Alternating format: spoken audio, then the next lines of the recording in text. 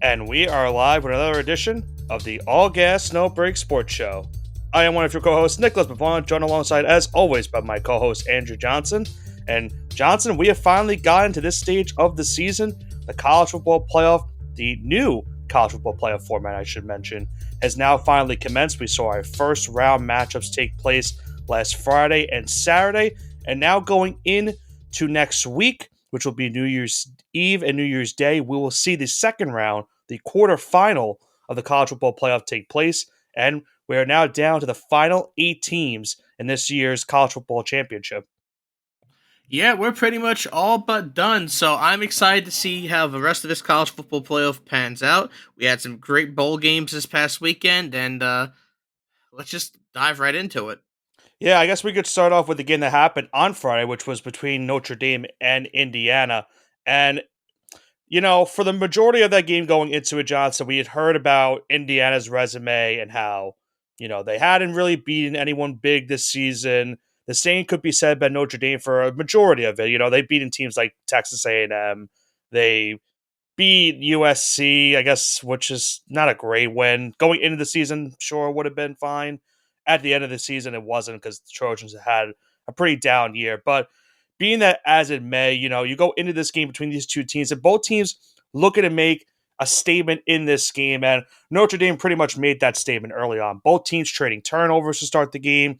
Then the game really broke open early on in the first quarter when Jeremiah Love ran for a 98-yard rushing touchdown to give Notre Dame an early 7-0 lead. The Irish's defense would do the work for the majority of this game as well. They do win this game 27-17. Indiana would get 2 late touchdowns to make this a closer game.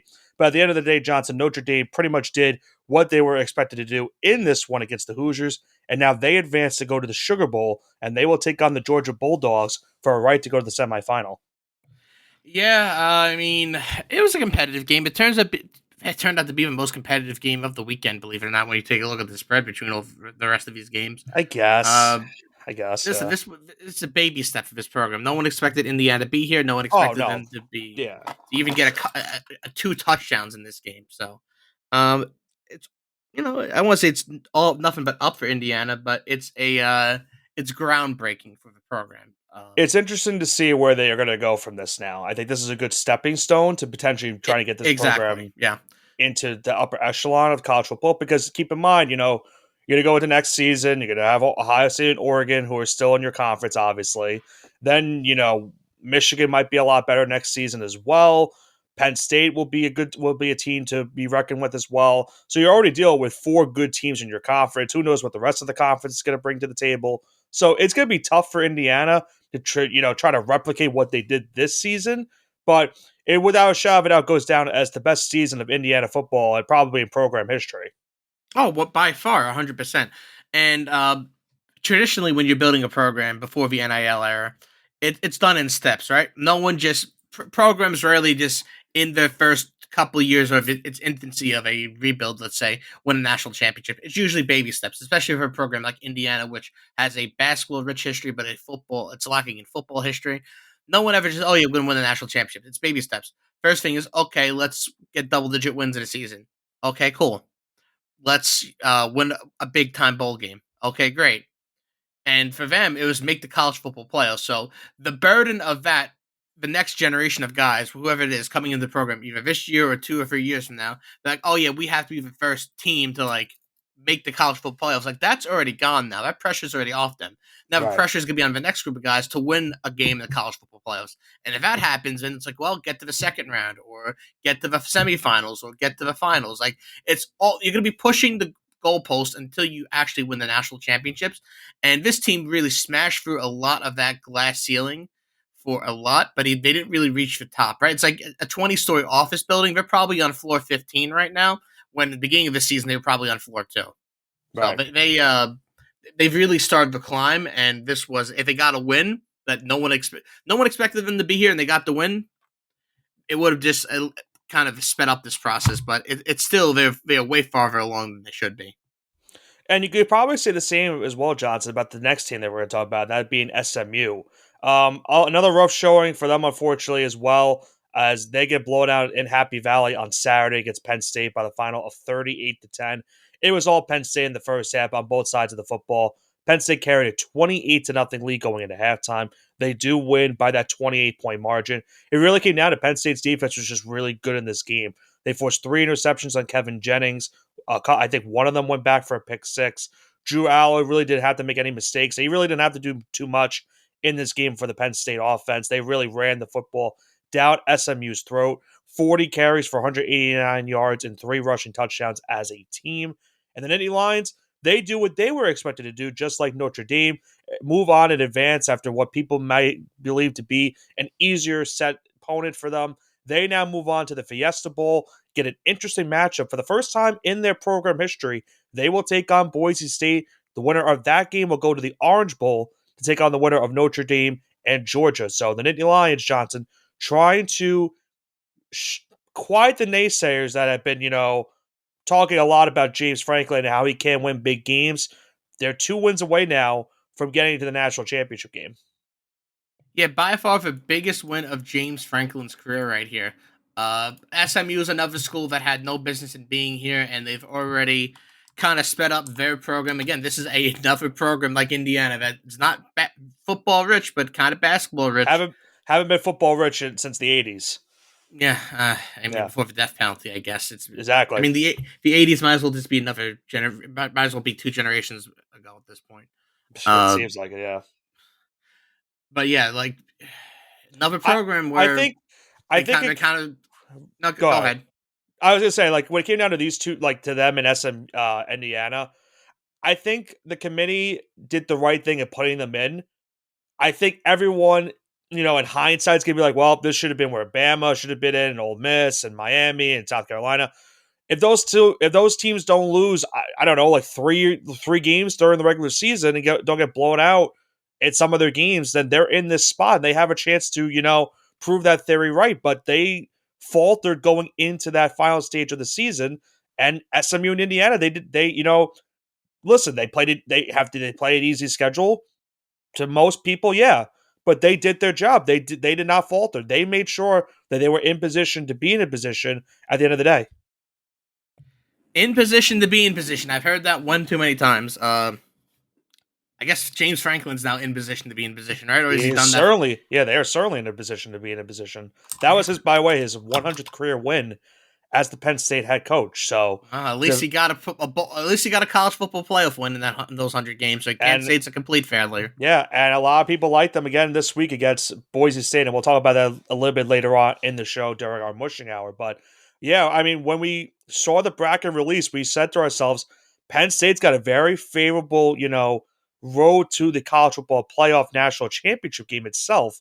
And now they are 2 wins away from that being the case. They'll have to get past Ashton Jeanty, though, and Boise State, who probably have a little bit more motivation after Jeanty lost the Heisman race. So very curious to see how that game's going to go along next week I think that game is on New Year's Eve. That's the game on New Year's Eve. So they will be the first game that kickstarts our semifinal or quarterfinal, matchups for this weekend. Now, our next game, Johnson, we have between Clemson and Texas. This was the 12-5 matchup in the first round. I would say this was probably the most competitive game we saw all week. Doesn't look like it on paper, considering Indiana had the closer margin of victory. But if you look at how this game went between these two teams, it was pretty much back and forth. The biggest difference of the game came in the second quarter. Texas outscored Clemson 21-3 in that second quarter. Clemson did make this a touchdown game a little bit early on in the fourth quarter, but the big difference of this game was the Texas rushing attack that they had in this one. Monster game for Jadon Blue, 146 yards, 2 rushing touchdowns. Quintrevian Wisner also 110 yards, 2 rushing touchdowns. Texas as a team runs for 292 in the game, 4 touchdowns, those both coming from Blue and Wisner. They hold on to win 38-24 over Clemson. They now move on to the quarterfinals. They'll go to the Chick-fil-A Peach Bowl, and they will take on the Big 12 champions, Arizona State, for a right to go to the Cotton Bowl. Oh, are we surprised by this? I'm not surprised. I'm not surprised by any of this because I think we knew that Clemson really didn't deserve to be here. But they got very lucky. Yeah, they got very lucky they were here.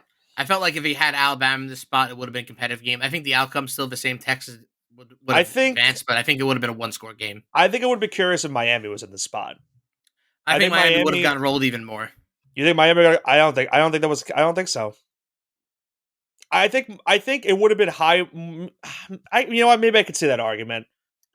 I could see it maybe because Miami had a weird year where their defense was so bad, but their offense could put up numbers that could keep them in games. So it's like it's tough to say who would have put up a better fight. But that, again, like it goes back to my earlier thing where Clemson, like Miami, if they want to complain that they should have been in this spot, don't lose to Syracuse at the end of the season. Don't lose to Georgia Tech towards the end of the season. If you're Alabama, don't get blown out by don't get blown out by Oklahoma and lose to Vanderbilt. If you're Ole Miss, don't lose to a 4-win Kentucky team and then lose to Florida and then I forgot the other loss they had in the season. It was LSU. And then if you're South Carolina, they had the most compelling argument. The only problem for them was is that they lost to teams like Ole Miss and Alabama, who were ahead of them, unfortunately, at the end of the day. So that's what it really came down to. Clemson just took advantage of it because they were able to get into that ACC championship game after Syracuse beat Miami, and then they were able to barely hang on to beat SMU in that title game alone. So I'm not Oof. surprised that it happened. Yeah, The Texas I'm wins. surprised. I'm kind of. Yeah, I mean, yeah. No, I mean, I think you kind of summed everything up. I really don't have much to add there. I mean, the good thing for Texas is they win this game, Johnson. They go to the Cotton Bowl. That's a pretty much a guaranteed home game for them once again because the Cotton Bowl is played at Jerry World. So Texas is in a very good spot. They could get another home game technically for the playoff if they win against Arizona State in the Peach Bowl, and then they would take on the winner of the next matchup that we'll preview in just a moment, as it leads to our final game of the weekend for the first round, a matchup between Ohio State and Tennessee. Going into the game, Johnson, a lot of people were, if you're an Ohio State fan, you were a little bit concerned about how this game was going to go down. A lot of Tennessee Volunteer fans showed up at this game. We saw, obviously, the news going into it because, of what happened a couple weeks prior, them losing to Michigan in really, really bad fashion, considering the season that Michigan had been having. And Ohio State pretty much closed every single mouth of every single critic of their program, and especially Ryan Day, shutting up every single person that had been talking bad about the program the last couple of weeks. They jump out to a 21-0 lead at the end of the first quarter. They go into halftime with an 11-point lead. So Tennessee did make this a little bit interesting going into halftime. Ohio State would take care of business the rest of the way. They win this game convincingly, 42-17 the final. Phenomenal performance from Will Howard in this one, 311 yards and 2 passing touchdowns. Trevion Henderson ran for 2 touchdowns. Quinshon Judkins rushes for 2 touchdowns. The Buckeyes defense did a phenomenal job as well in this game. And now, Johnson, they get an anticipated rematch with Oregon that after they had that classic earlier in the season where the Ducks hanged on by 1 point. Those two teams will meet in the Rose Bowl. So a traditional Rose Bowl game between a Big Ten school and a former Pac-10 school, Pac-12 school, however you want to call it for that. But nonetheless, traditional Rose Bowl matchup with the winner going to the Cotton Bowl to take on the winner of Texas and Arizona State. Now we weren't really surprised about the outcome. I was surprised by the score. I thought it was gonna be a lot closer than this. I had Ohio State winning. I thought Tennessee would at least make this a one possession game. I think that's an absolute embarrassment after the season they had. This is how it ends. Maybe Yeah. Ohio State's about to run through this gauntlet of a playoff and just absolutely destroy everyone in their path. But and if that's the case, and tip the cap to Tennessee being because they're the first victim right now. Kind of like when UConn went on that run pretty much the last 2 years. Oh yeah, UConn's not that good. How'd they get blown out? How'd every team get blown out? And then every single team they played got blown out. So if this is Right. the case with Ohio State, then we really can't talk much about Tennessee. So we'll find out in about 10 days or so. Yeah, I think they got the extra motivation that they need. They kind of got the quote unquote like wake up call from that loss to Michigan because a lot of people wanted Ryan Day's head, they wanted him gone, they wanted him fired. If there was no national championship, they definitely wanted him gone. I don't think you necessarily could fire him this season, even if you don't win the Natty. I think you're pretty much calling a rough spot because there's no one, in my opinion, there's no one better than Ryan Day at this point. You'd have to go through a whole coaching search that it has better candidates. So Ryan Day did a good job of just focusing on this game alone, focusing on this Tennessee team alone. I think the problem for Tennessee, Johnson, is the reason I didn't really like them in this game is you look at their schedule this season, they didn't really have, didn't do great on the road in terms of some of their big victories. You look at some of their games this year, a close win against Oklahoma, who had a bad season. They lost at Arkansas as well. They lose badly to Georgia on the road as well, and they jumped down to a 14-0 deficit early against Vanderbilt. Were able to come back and win that game, but they were having really big troubles on the road this season. So going into a tough environment in Columbus, even with a majority of their fans going to this game too, it kind of was almost like a 50-50 crowd, more like a 60-40 crowd in favor of the Buckeyes. But nonetheless, Tennessee just really didn't have enough to win this game overall. And now they go into the offseason trying to figure out where they can, how they can get back into the stage of this season and maybe even go further, maybe win an SEC championship, get a first round bye, and then have to worry about a quarterfinal matchup and see where they go from here. And I think that kind of sums up the college football playoffs. So with that being said, Nick, it's time to go into the mushing hour. Yeah, so now we go into the quarterfinal matchups for this college football playoff. It's already been a whirlwind of a ride so far for the first round. Now, we'll see, Johnson, if this format stays the same. I think everyone's already starting to critique on how this format has gone so far because we've already seen all four games so far have been double-digit wins for the home teams in those games. Now we go into the next set of four games where some of these matchups we have you have two double-digit spread teams going into this matchup. And I would also think, despite how good Oregon has been this season, a very interesting line between them and Ohio State as well that we'll be breaking down in just a moment. Now, let's start off, Johnson. I think we'll start off with how the games are going this week. I know we have, the games between Texas and Arizona State. That's technically the highest seeding game of the week, but I think we'll just go in order of when each game is going to be taking place. So I think we'll start off with the Penn State and Boise State game that's taking place in Glendale, Arizona at State Farm Stadium, which is where the Cardinals play. That game will take place on Christmas Eve. I'm in the Christmas mood. Tomorrow's Christmas Eve. Has New Year's Eve. On New Year's Eve next Tuesday. Penn State will go into this game as the 6 seed against the 3 seeded Broncos. They are a 10.5 point favorite. Over under set at 52.5 for this game. Who do you have winning the Fiesta Bowl? Ooh. Who do I have winning and who do... Well, that's two different answers. You can make your pick, and then if you I think Penn State's going to win, but Boise State's going to cover. It's going to be Boise State plus 10.5. Okay. I love the over for this game.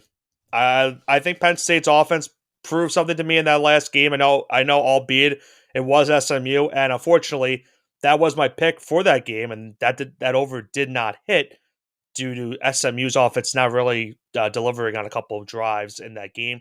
But I think this is a completely different factor because you're going to add Ashton Jeanty to the mix of this game in terms of total offense. The Broncos' defense this season, hasn't really faced a team like Penn State other than Oregon, and we saw what happened in that game.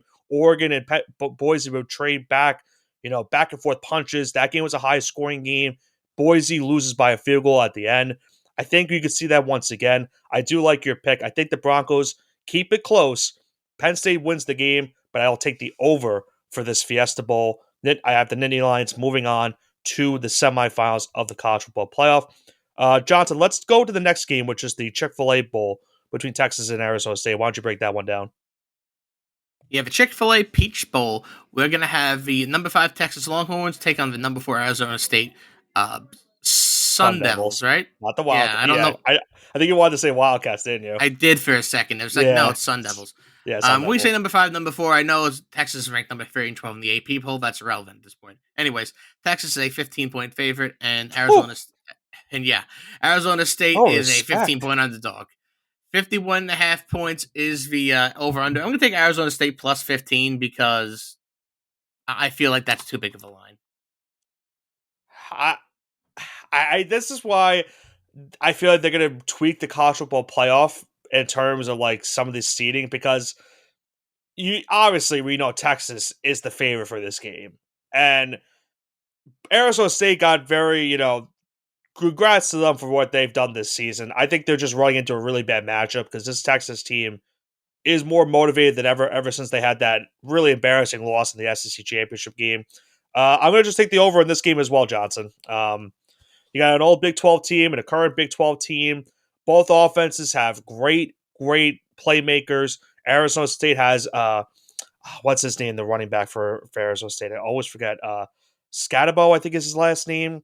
And we saw what Texas did in the running game, their last game against Clemson with both Blue and Wisner. I think both of these trio of running backs will play a big factor into this game. I think the over will go down for me in this game as well as the earlier game that I mentioned. If I had to pick, I think Texas wins. I can't really necessarily say if Arizona State covers or not. I'm just not certain if I think they can cover. I'm just not. I don't feel safe if I do take them to cover this game. I feel like Texas is trying to find that that spark that they've been looking for all season, and maybe last week's game against Clemson was the initial lighting of the fire for them to finally wake up and do what they were meant to do, and that's potentially win a national championship this season. So I'll just take the over to play it safe for this game in the Peach Bowl. Uh, Next game we have, Johnson, is the Rose Bowl. Probably, in my opinion, the game of the second round of this college football playoff, the rematch, as I mentioned, between the 8th seeded Ohio State Buckeyes and the 1 seeded Oregon Ducks. The last time these two teams played, Oregon won by 1 point in Eugene. Now they go to the Rose Bowl in Pasadena with the Buckeyes, a surprising 2 point favorite in this game, over under set at 54.5. Interesting line, Johnson. That's to say the least. Who do you have for this game? Yeah, give me Oregon plus 2. I think they win outright, but and if you give me the points, I'm going to take it. I think they get the clean sweep this year against Well, Ohio State. if you remember when we made our national championship picks 2 weeks ago, I did take Oregon to win. Now that could change because I do I could see why the committee likes Ohio State in this spot, but being that as is may, I might sound like an old broken record at this point, Johnson. I'm just gonna take the over for this game as well. Oh man, and Nick, I have a question for you. Yeah, Bean, I'll finish your sentence first, and then I'll go in my question. I mean the reason I'm just taking it is you look at the last game. Obviously, you have a 32-31 final, so a lot of points scored in that one. But just look at the amount of playmakers you have for both of these teams as well. I mentioned the Ohio State running backs earlier. You have a Heisman finalist in Dylan Gabriel. Will Howard is, he has his flaws, but still could be a good, solid quarterback. Had a really solid showing in that last matchup against Tennessee. Oregon's got themselves a great running back as well, Jordan James. I could see a lot of points being scored. And we've seen that, in recent memory, Johnson, in the Rose Bowl. This game sometimes tends to lead to a lot of high scoring matchups, depending no matter who is playing in this game. So I'll just take the over as well. If I had a pick, I would probably go with the Ducks to win this game as well. But I'm not too confident in that pick as well. I think Ohio State really could get revenge from earlier in the season and get the job done. But what was your question?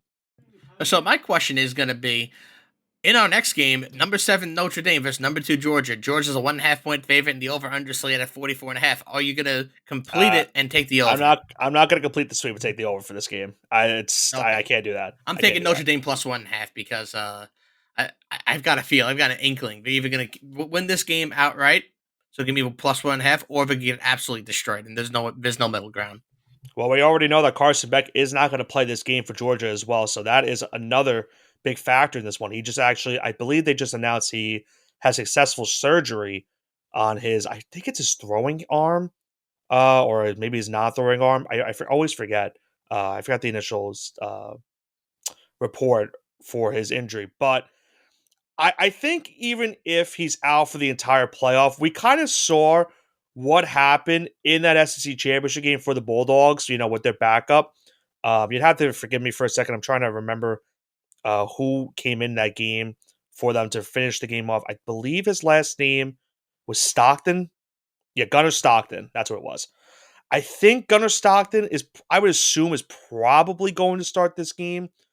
And it's not an easy matchup because if there's one bad matchup you want to have, you would not want to face, it's this Notre Dame defense. That's been the biggest thing for them all season. Their defense has been strong all year. I think that's definitely where, if I'm a Georgia fan, I'm a little bit concerned. And we saw what Notre Dame could bring to the table for this game. I'm gonna. What was your pick again? You took ND plus 1.5. Yes, sir. I hate to do it, and I really think we could see a crazy matchup in the semifinal, but I think ND wins this game as well. I'm going to take Notre Dame plus 1.5. And it's funny because if that were to happen, if let's say Penn State and Notre Dame win their respective games, they play each other in the semifinal of the College Football Playoff in the Orange Bowl. And those are two teams that over the last, 2 decades have not been able to get back into national championship, aspirations. Notre Dame had that one national title game in 2012, and that was during the whole Manti Te'o debacle. Yep. And they got destroyed by Alabama in the championship game. They have not been the same since that. Even before that, they weren't the same. Penn State, I couldn't even tell you the last time they were in the national championship game itself.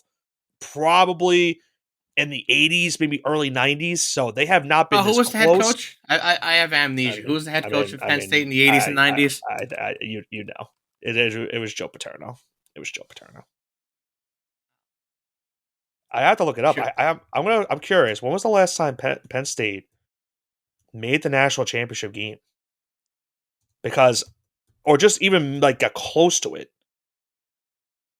It had to have been like in the 80s or 90s. Because yeah, I mean, Joe Pod definitely he knew a thing or two. Whether it was winning championships or other things, but he definitely knew a thing or two. So they have 2 national championships. The last one came in 86. They have an unclaimed national championship in 1994. So I guess if you want to count that one as the last one, I'm not counting that. Because remember the old, before the BCS, it was literally They're like just used to claim things. Yeah, it was a whole weird system of it. So they won the Rose Bowl, right? They went undefeated. They won the Rose Bowl, but they didn't face the number 1 team, so I'm not going to count it. Yeah, so I guess 86 is either 86 or 94, however you want to pick it. That was the last time Penn State's been in a spot like this.